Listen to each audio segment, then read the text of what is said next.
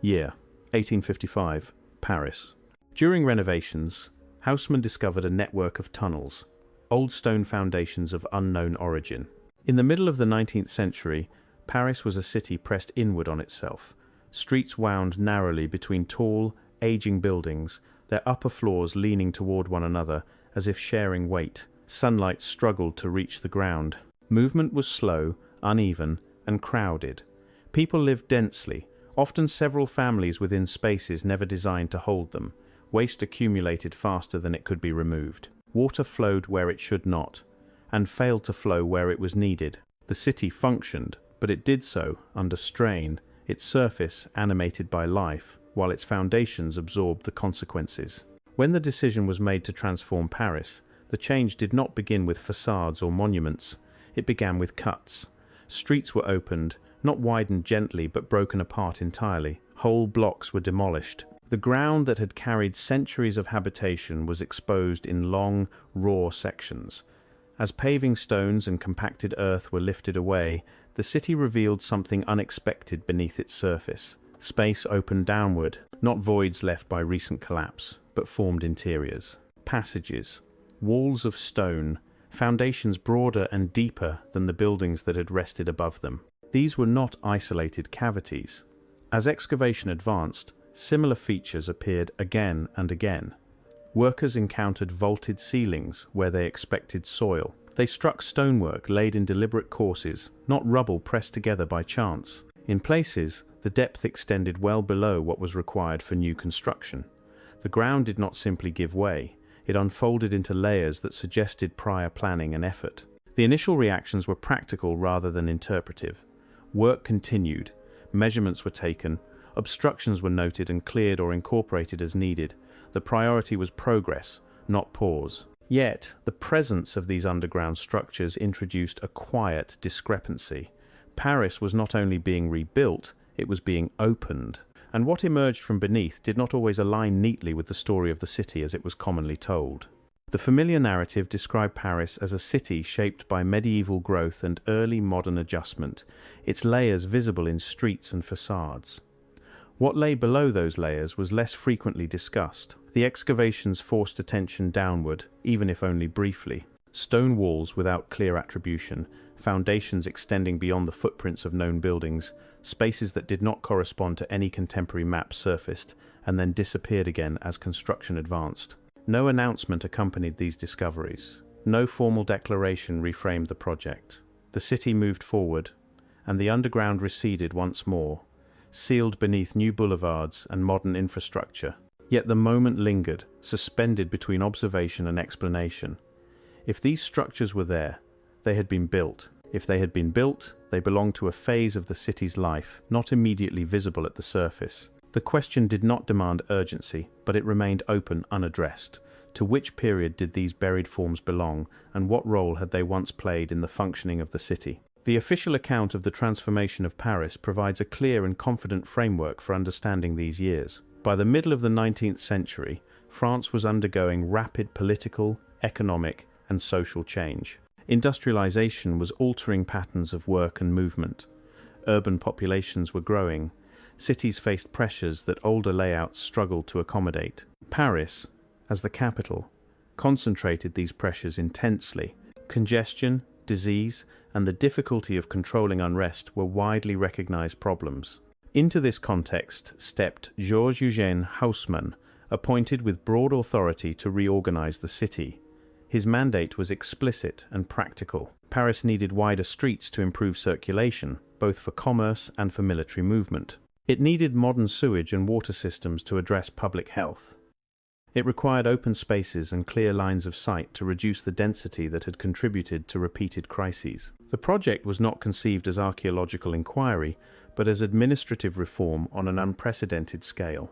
The methods employed reflected this ambition. Entire neighborhoods were slated for demolition.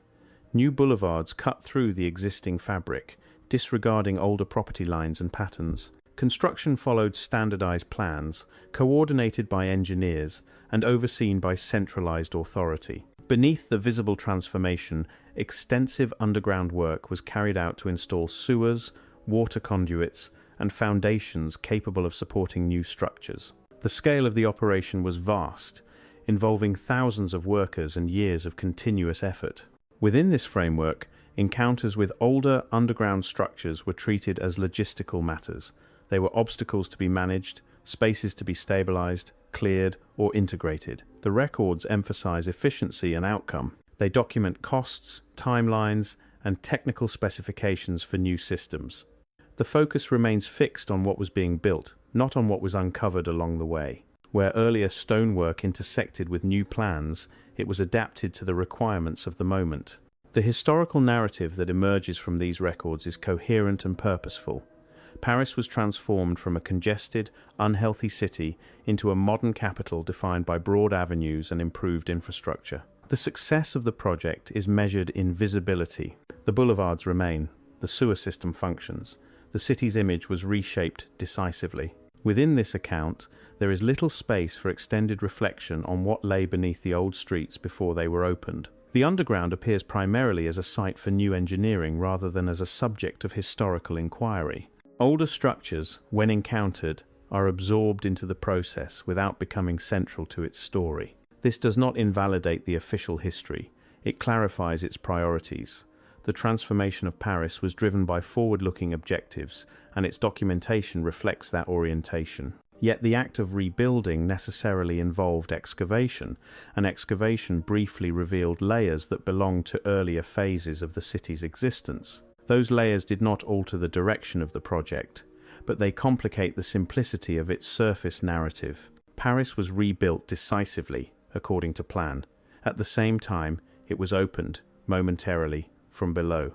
What was seen there was noted just long enough to allow construction to continue. The city that emerged above ground is well documented and widely understood. The city that appeared beneath, briefly and incompletely, remains harder to place, not because it contradicts history, but because it falls outside the focus of the history that was being written at the time. As excavation progressed beyond the initial cuts, the work began to encounter forms that did not behave like ordinary ground. Pickaxes and shovels struck surfaces that resisted differently, returning a sound and texture associated not with compacted soil but with dressed stone. When sections were cleared, what emerged were not irregular cavities or collapsed voids, but spaces defined by intention. Walls stood upright where they should not have existed according to the new plans. Floors extended outward beneath the limits of the demolished buildings above. In some locations, the ground opened into corridors that continued beyond the boundaries of a single construction site, disappearing beneath adjacent plots that had not yet been touched. These findings were recorded in the practical language of engineering notes and work reports. Crews noted old tunnels encountered during digging. Foundations were described as unusually deep and wide. Stonework appeared where new sewer lines were scheduled to pass, forcing adjustments. In places, the alignment of these structures did not correspond to the geometry of the redesigned streets above. They ran at slight angles, followed curves no longer visible at the surface, or extended beneath areas where no standing building had previously been documented. What these spaces were not was equally clear to those working among them.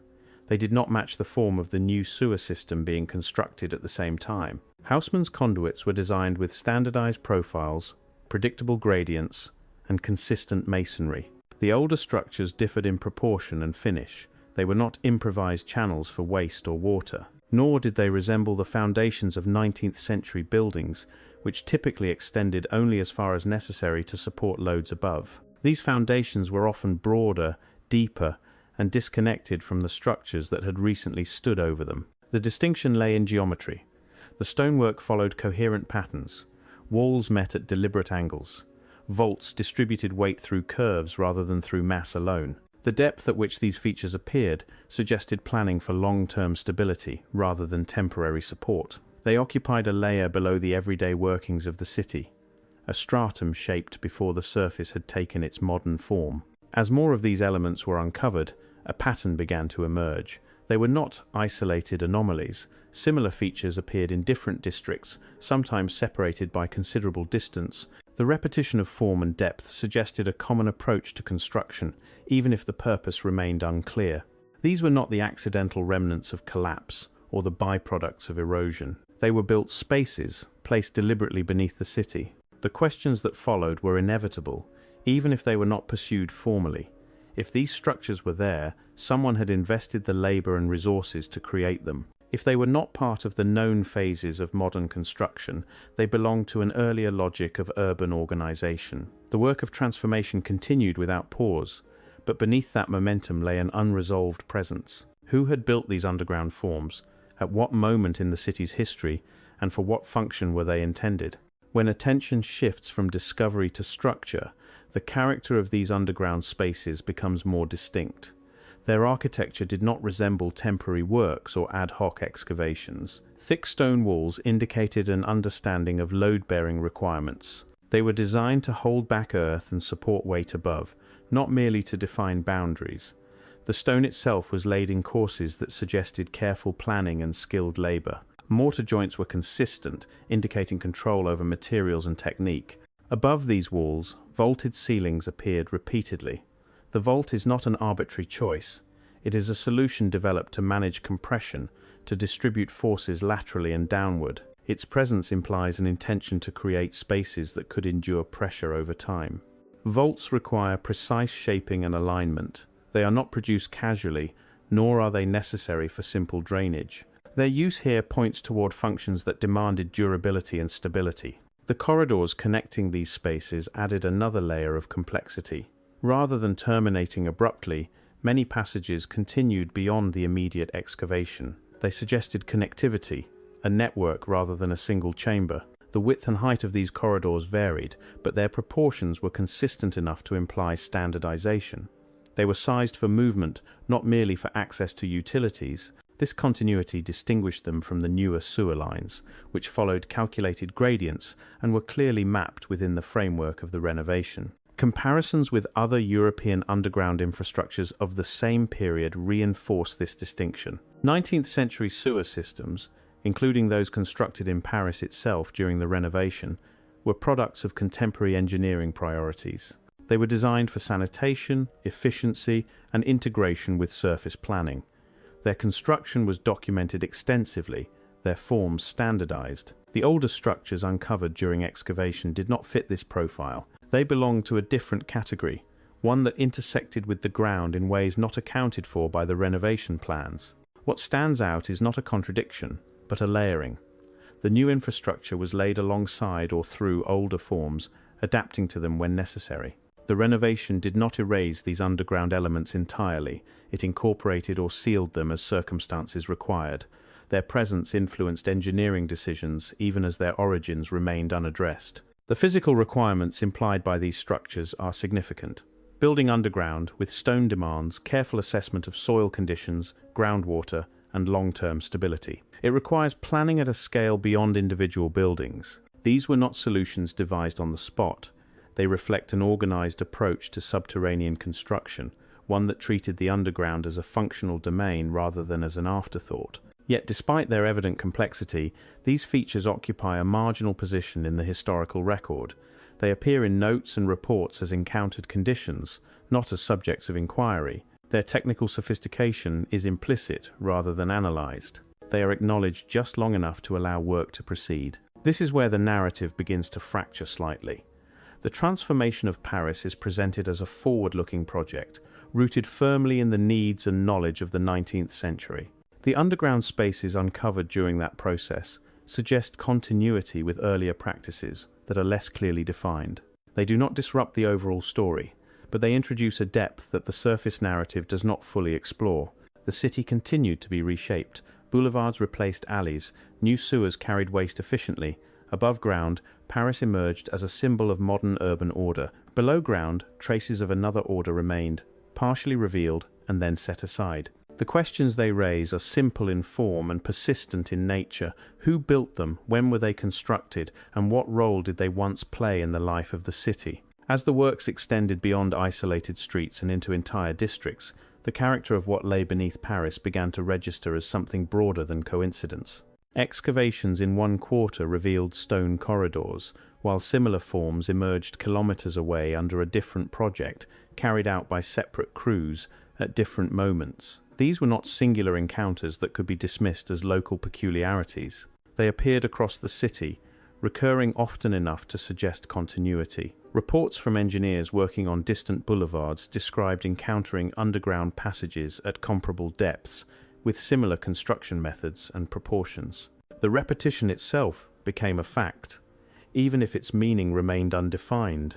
In several instances, passages uncovered in one location did not terminate neatly within the bounds of a single site. They extended outward, sometimes aligning with openings discovered later in adjacent areas. This did not imply a fully mapped system in the modern sense, but it indicated connection. Halls led into corridors, corridors bent and continued. The underground behaved less like a scatter of isolated foundations and more like a layered domain with its own internal logic. The city above was being reorganized according to new plans, yet below it existed another arrangement, one that did not conform to the new geometry imposed at the surface. Depth reinforced this impression. The structures appeared consistently below the level required for 19th century construction. They occupied a stratum deeper than house cellars and often beneath the new sewers themselves. This consistency mattered. It suggested intentional placement at a specific level, not random accumulation over time.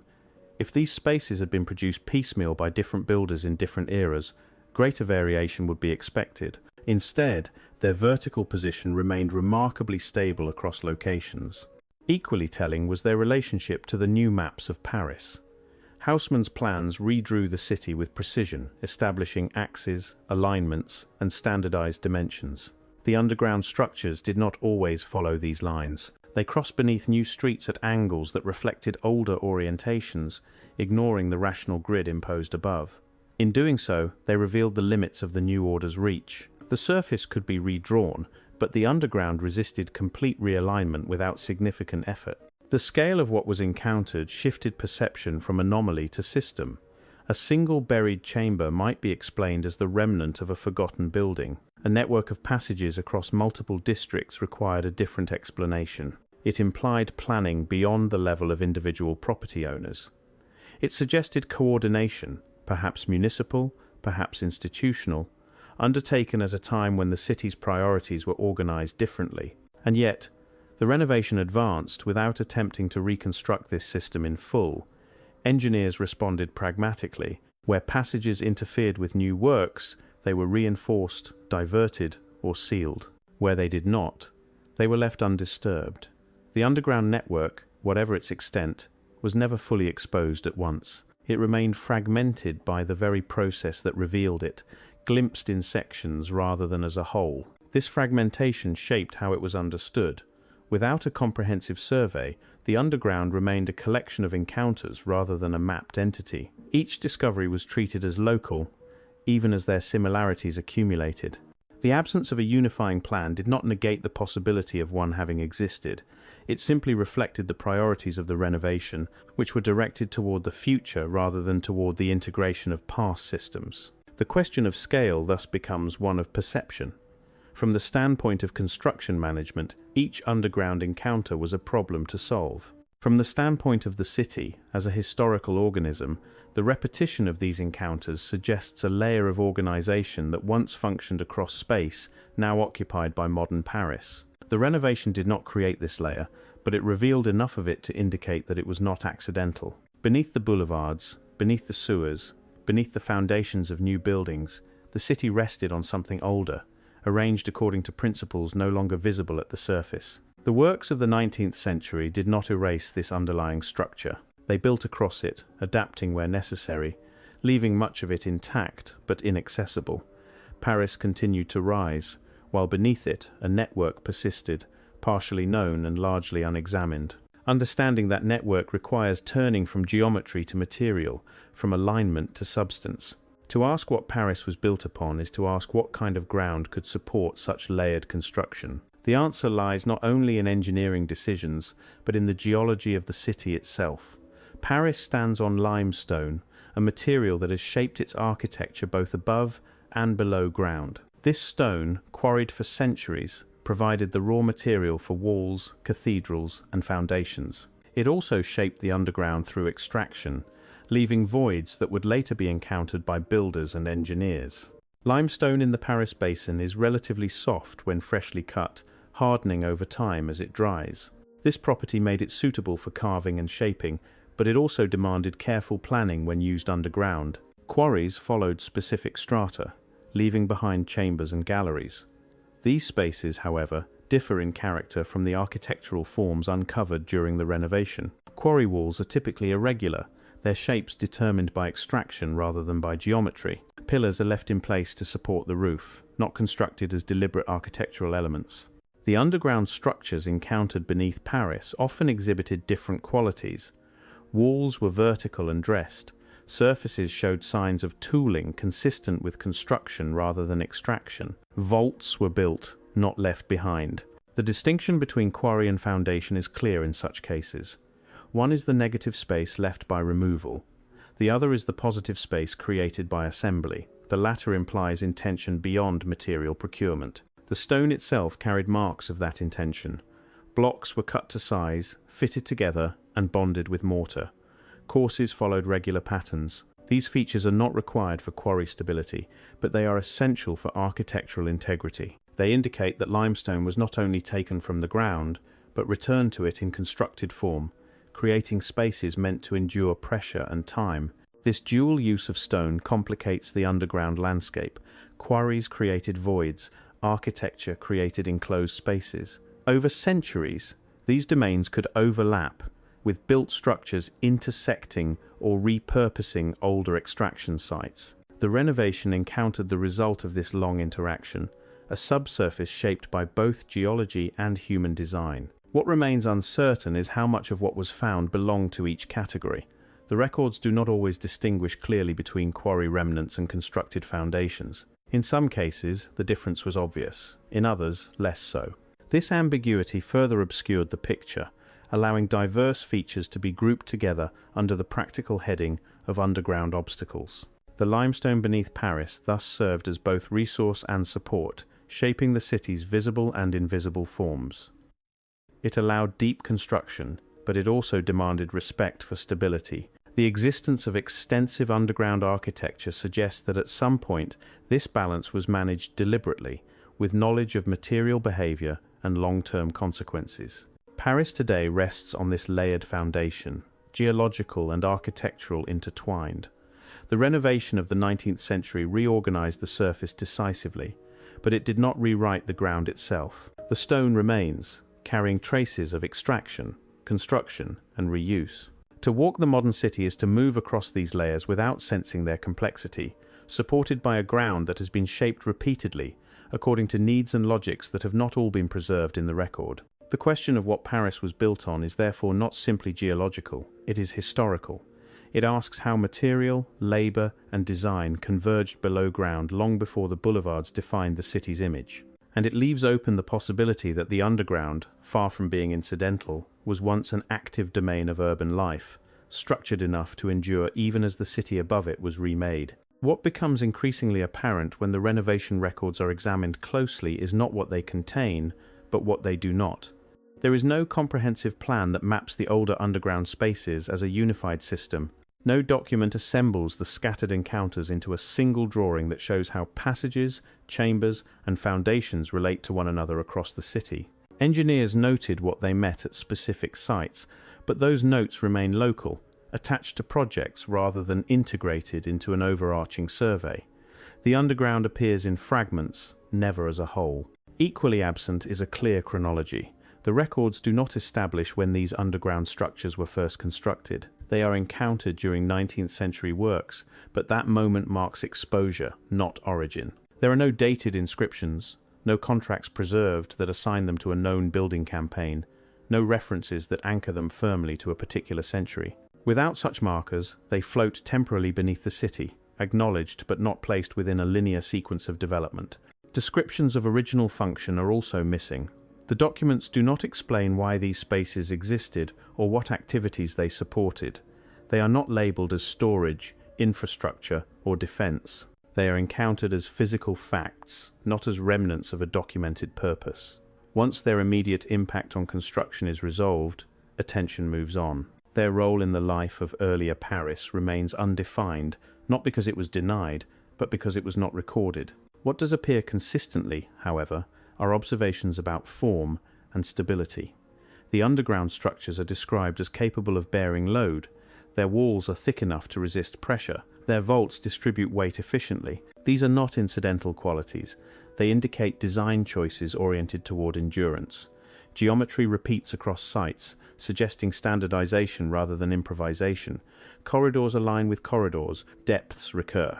Materials are consistent. This combination of absence and presence defines the character of the evidence. There is no narrative explaining why these structures were built, but there is ample indication that they were built deliberately. The lack of plans does not negate the coherence of what was constructed. It simply leaves that coherence unexplained within the surviving record. The choice of language in the documents reinforces this pattern.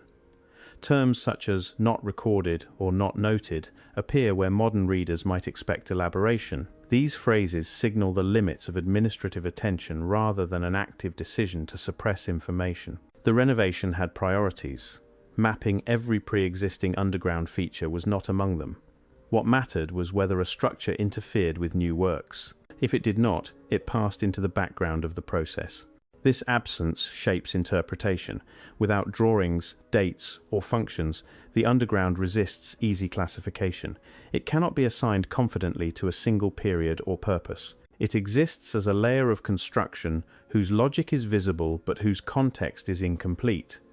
The record preserves the outcome without preserving the story behind it. In the space left by this incompleteness, scholars have proposed several hypotheses, each attempting to situate the underground structures within known historical frameworks. One possibility connects them to Roman or medieval infrastructure. Paris has deep roots, and successive occupations could have expanded and adapted earlier systems.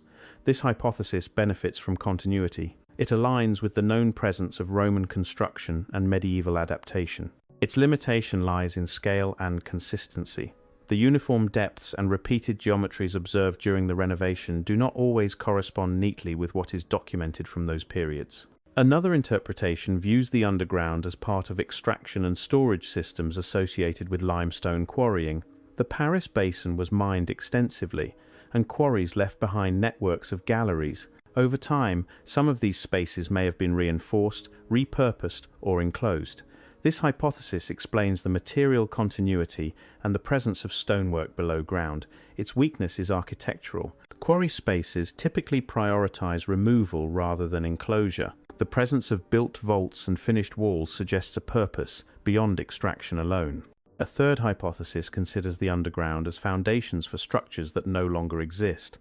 Over centuries, buildings rise and fall, leaving traces beneath later development. Large foundations could have supported substantial constructions whose superstructures were removed long before the 19th century. This explanation accounts for load-bearing design and deliberate geometry. Its challenge lies in distribution. Foundations usually correspond to known building sites, whereas the structures encountered during the renovation often extended beyond the footprints of documented architecture. Each of these hypotheses addresses certain features while leaving others unresolved. None requires extraordinary assumptions. All fit within established historical processes. Yet none fully explains the network-like qualities observed across multiple districts. The absence of definitive evidence prevents closure, but it does not preclude serious consideration. What unites these interpretations is restraint. They operate within the limits of available data, acknowledging uncertainty rather than resolving it prematurely. They reflect an understanding that cities accumulate layers through complex interactions of use, reuse, and adaptation. The underground structures beneath Paris may represent such accumulation, shaped by successive needs and techniques, now only partially visible. The renovation of the 19th century did not set out to answer these questions. Its purpose was transformation, not retrospection. In the process, it revealed enough of the city's subsurface to suggest depth beyond the surface narrative. It also left behind a record that documents encounters without fully contextualizing them. The result is a city whose history is legible above ground and fragmentary below. The underground appears as a series of technical facts without an accompanying story. Scholars can propose frameworks, weigh probabilities, and compare patterns, but a complete explanation remains out of reach. This does not diminish the significance of what was found. It clarifies the nature of historical knowledge. Some structures persist without names. Some systems endure without documentation. The underground Paris encountered during Haussmann's works stands as an example of this condition. a constructed reality that survives materially even as its origins remain unrecorded. In that gap between structure and story lies the enduring interest of the subject, not as a puzzle to be solved definitively, but as a reminder that urban history is not only written on facades and plans, it is also embedded in stone below the surface, carrying evidence of organization and effort that exceeded the needs of the moment in which it was rediscovered, and that continues to resist simple placement within the narratives we rely on to understand the past. The relative absence of sustained questioning about the underground structures revealed during the 19th century renovation of Paris has less to do with their insignificance than with the way urban history is commonly framed. Paris is most often narrated through moments of visible change, the rise and fall of dynasties, revolutions that reshaped power, and architectural styles that defined eras. These narratives privilege events and symbols that can be seen, named, and dated. They unfold at street level, where buildings announce their presence and monuments assert meaning. Within this framework, history is read vertically rather than horizontally. Attention moves upward, from foundations to facades, from ground to skyline. What lies beneath the surface is treated as technical support rather than as historical substance. Sewers, foundations, and tunnels are acknowledged insofar as they enable the city above to function, but they rarely become central actors in the story. Their role is infrastructural, not narrative. The renovation itself reinforces this orientation. Haussmann's transformation is remembered for what it produced: broad boulevards, uniform facades, and a city image that persists today. These outcomes dominate accounts of the period. The process by which they were achieved, particularly the material encounters beneath the surface, is compressed into administrative detail. Excavation becomes a means to an end, not a subject of reflection. There is also a practical reason for this imbalance. Surface architecture is accessible. It can be visited, photographed, and compared across time. Underground layers are harder to examine. They require excavation, documentation, and often disruption of daily life. Opportunities to study them are limited and usually tied to construction schedules rather than to research agendas. As a result, knowledge accumulates unevenly, favoring what remains exposed. Narrative preference plays a role as well. Stories of improvement and modernization benefit from clarity. They move forward, showing how problems were identified and solved. Dwelling on ambiguous remnants complicates that movement. It introduces questions that do not lead directly to resolution or progress. The underground, with its partial exposure and incomplete documentation, resists being folded neatly into a story of rational transformation. This does not mean the questions were actively avoided. More often, they were deferred. Engineers focused on immediate tasks. Administrators recorded what was necessary for oversight. Historians later relied on those records, which reflected the priorities of their creators. The absence of detailed inquiry into underground structures thus perpetuates itself, carried forward by reliance on existing documentation. Over time, this creates a feedback loop. Because the underground is not central to the narrative, it attracts less attention. Because it attracts less attention, fewer resources are devoted to studying it. The city's history becomes increasingly identified with what is visible, reinforcing the assumption that what matters most is what can be seen. The result is a selective memory shaped by accessibility and emphasis rather than by completeness. Paris is understood as a city rebuilt decisively in the 19th century, its medieval congestion replaced by modern order. This understanding is accurate in many respects, yet it leaves little room for considering the layers that predated and survived that transformation, especially those that remain out of sight. The renovation narrative, powerful and coherent, thus overshadows material questions that do not align easily with its arc. The underground becomes background, a technical substrate rather than a historical layer. Its study falls between disciplines, neither fully architectural nor purely archaeological, and so it remains marginal. And yet, the city itself continues to rest on these layers. Modern Paris functions atop a ground shaped repeatedly by extraction, construction, reuse, and adaptation. New streets follow paths laid over older alignments. New infrastructure intersects with remnants of previous systems. The surface tells a story of renewal, while the subsurface preserves traces of continuity. To walk Paris today is to move across this accumulation without perceiving it directly. Pavement conceals foundations. Traffic flows above spaces that once had other purposes. The city presents itself as complete and legible, even as it stands on structures that are only partially understood. There is no need to resolve this tension definitively. The absence of answers does not imply error or omission so much as limitation. Historical narratives simplify by necessity. They choose angles that render complex processes intelligible. In doing so, they leave some questions open. Paris remains a modern city, shaped decisively in the 19th century and continuously adapted since.